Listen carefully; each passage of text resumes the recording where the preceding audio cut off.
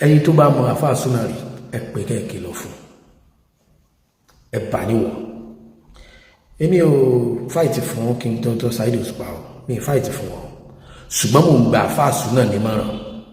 Mo rí fídíò kan tó release tán ní pé tí ọ̀rọ̀ kan pé kí wọ́n má bínú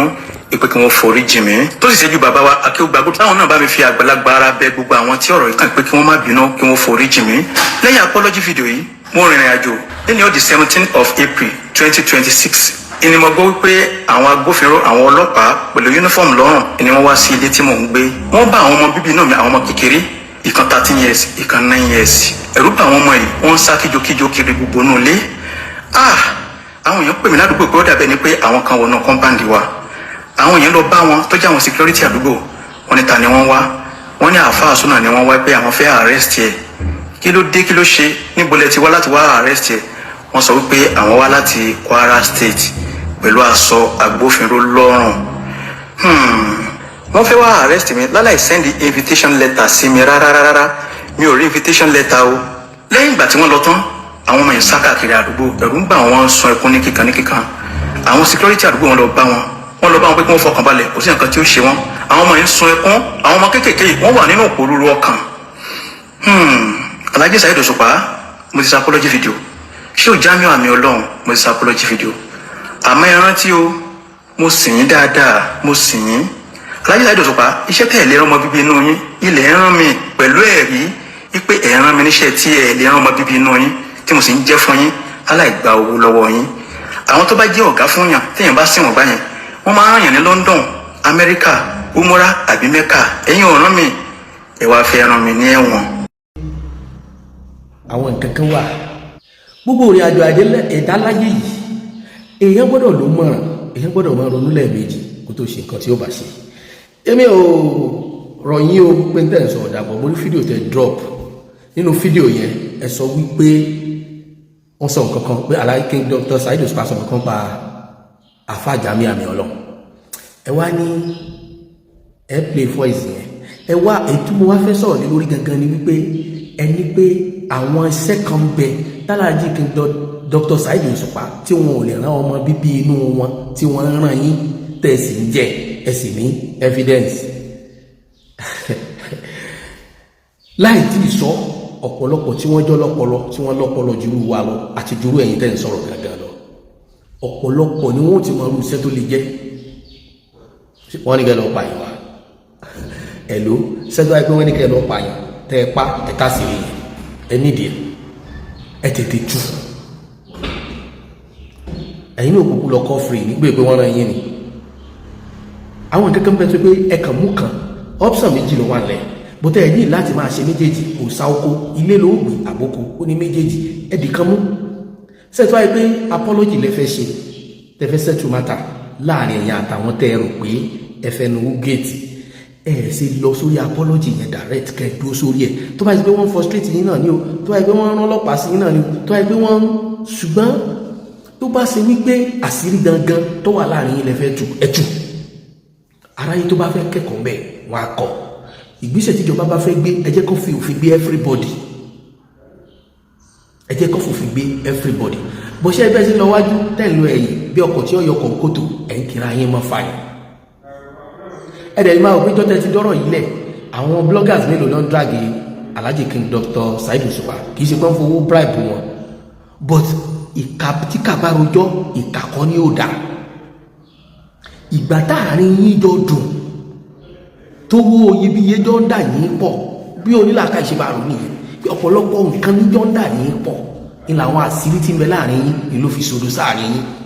so tíjà bá wá sú yín pọ̀ sí tẹ́yìn bá wá ríra yín bí innocent ẹ dúró lórí point kan nínú point méjèèjì yẹn tóbi pé yàmọ rẹ fún yẹn ẹ yẹ kàn mú point kan ẹ lọ mú point kan gbogbo tẹ́yìn sọ yìí kò sí sọmọ Nàìjíríà kankan tó máa pìtì yín tó bá nígbà tẹ́ ń joyin tẹ́ ń jádọ̀ tàlẹ́kí sí ẹ wá fẹ́ jẹ́ kíkọ́rọ̀ onísìn ẹ wá ṣiṣẹ́ ń pariwo síta I'm sorry to say that bólókó bá gọ̀ ó ṣeṣe kálàlà rẹ̀ má gọ̀ ṣe bí ẹkún ló bá kún wá then ṣe ẹni tó bá ṣe pé àwọn kan ni wọ́n ń lò yìí ẹ̀yin ò bá advise ara yín pé n táàjọ dálẹ̀ yìí agbára wa lè mọ̀ ká ṣe wáyé Nàìjíríà dájọ́ wa àṣírí kan bẹ Nàìjíríà tọ́pọ̀lọpọ̀ mọ̀ táwọn ọ̀pọ̀lọpọ̀ ò dẹ̀ mọ̀ tí wọ́n bá fẹ́ pa ẹ́ mọ́ dúró ṣé tí wọ́n bá pa ẹ́ tó o bá ti kú ẹ̀yìn rẹ̀ wọ́n mọ̀ ṣẹjọ́ lọ o aláre ń jẹ̀bi o ẹlẹ́bi ń jà rẹ̀ tẹ́ bá tiẹ̀ nígbàgbọ́ pé òótọ́ ọ̀rọ̀ lẹ́ni lọ́wọ́ sẹ́yìn gbàgbọ́ pé òótọ́ ọ̀rọ̀ gan mọ́ ń pààyàn gbogbo ní tèmi sọ yìí èmi ò dúnkòkò mọ́ yín o ìrírí ńlá fi jọ ń sọ nǹkan tá à ń sọ àtàwọn nǹkan tẹ̀ ń sọ jáde lẹ́nu definitely ẹ ti ní plan fún ẹni tẹ́ ẹ gba gbogbo fọ́ ìsẹ̀ sílẹ̀ ẹ ní plan fún ni torí tẹ́ ẹ bá ní plan fún àìmọye ọ̀rọ̀ nígbà tí a bá jọ ń dùn mọ́ra èèyàn téèyàn lè jọ sọ ẹ lọ gbọ́tà àwọn tí wọ́n fi bọ́ǹbù sí inú lẹ́tà tí wọ́n fi pa lọ́jọ́ sí ẹ lọ béèrè ibi tí wọ́n ṣèdájọ́ wọn sí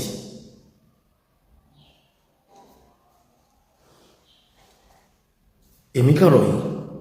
ẹ̀yin lẹ́mọ rísì tẹ́ jẹ́ àfáà súnà torí kò yẹ kẹ́ ẹ máa jẹ́ àfáà súnà torí tẹ́ bá àfáà súnà tẹ́ ń pẹ́ra yín yẹn ẹ fi ń ba okùn ẹ̀sìn jẹ́ yìí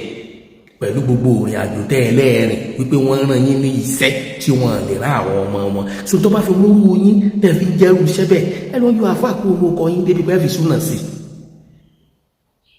abasilamu lójú jẹ́ ni ẹ kì í ṣe ẹni tó yẹ kí wọ́n mọ̀ kà wọ́n mùsùlùmí wọ́n wá ní pọ́blẹ́mù yín sìn tẹ́fẹ́ máa confess so definitely ìlú sẹ́tẹ̀ ń jẹ́ yẹn ẹ mọ̀ pé iṣẹ́ yẹn kò ń ṣe iṣẹ́ tó dùn mọ́ Ọlọ́run bá nínú yes n tẹ́ ẹ fi lè sọ pé iṣẹ́ tí wọ́n rán yín wọn ò lè rán ọmọ bíbí inú wọn ẹ wá lọ́lọ́pàá wọn ayé kì ó lè má jẹ́ pé King Dr. Saheed Osupa ló rán ọlọ́pàá sí yín n tẹ́ ẹ sọ náà tó kọ́ ọlọ́pàá wá yín kẹ wá ṣàlàyé tẹ́ ẹ kúkú rí èyí tẹ́ ẹ fi ń wulẹ̀ ń ṣe sórí social media yẹn àwọn ọmọ ọlọ́mọ tí wọ́n wá ṣayé tí wọ́n bá rí àjọ ayé tí wọ́n wá ẹ fà wọ́n lẹ̀ kò sí nǹkan tó fẹ́ fún àwọn ọmọ ọlọ́mọ ṣe ẹni tí ò jẹ gbì kò ní kú gbì ẹ̀yin lẹ jẹ gbì lẹ́sẹ̀ ń sá fúnkù gbì yes tó bá ṣe pé ẹ fẹ́ kọ́rọ̀ òótọ́ ni kì í ṣe pé tó máa jáde wá sórí social media lẹ́rù bá tiẹ̀ báyìí wípé tí n bá dákẹ́ ikú jẹ́jẹ́ lè pa mí lórí nǹkan tí mo ṣe torí pé ẹni tó bá jẹ́ ní gíga àwọn olólùfẹ́ kò sára tí wọ́n lè dá tó bá ṣe pé torí ìyẹn ilẹ̀ fẹ́ pariwo síta ẹ̀ wá mú kan tó bá pariwo yẹn gangan ilẹ̀ fẹ́ pa síta ẹ pa síta ẹ mọ̀ wulẹ̀ tọrọ àforíjì tó bá ipá foríjì lẹ́fẹ́ tọrọ gbogbo